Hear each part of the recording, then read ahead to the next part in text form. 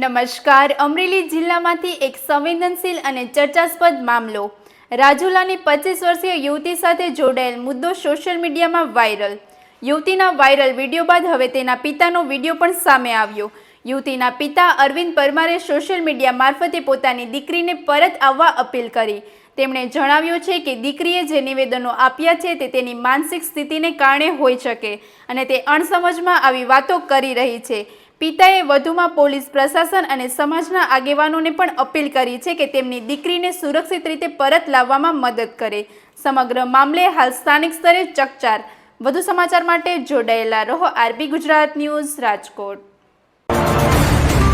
જે નેહા પરમારનો પિતા જે મારી ઉપર અત્યારે ગંભીર આક્ષેપો નાખીને જે વિડીયો કરે છે, જે મારી વિરુદ્ધમાં બોલે છે, એને હું કહેવા માંગુ છું કે આવું બોલે નહીં. ને બીજું કે મારે જે આ જે લવ જેહાદનો ભોગ બનેલી છે એવું એ ન બન ને તું પાછી વહી આવ ને કેરલા સ્ટોરી 1 અને 2 હવે 3 નથી બનાવી, ભારતના લોકોને નથી દેખાડવી ને તું હવે વહેલા તકે મારી ઘરે પાછી વહી આવ ને એમાં તમામ જ્ઞાતિના આગેવાનો, રાજુલા પોલીસ પ્રશાસન, બધાય પોલીસ બધાય સમાજના આગેવાનો ને તમામ મને મદદ કરી ને મારી આ દીકરીને પાછી લાવવામાં મદદ કરે ને હું એક હિન્દુને નાતે મારી દીકરીનો આ જે લવ જેહાદ છે એ એમાંથી પાછી આવે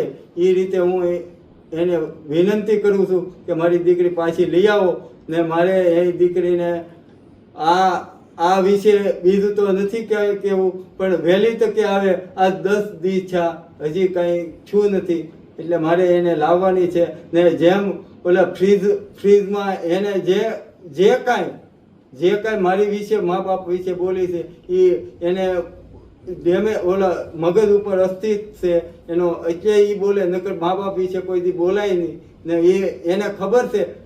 નથી ખબર પડતી એવી છે, હાવ અણસમજુ ને હાવ નાદાન બુદ્ધિની દીકરી છે એમ.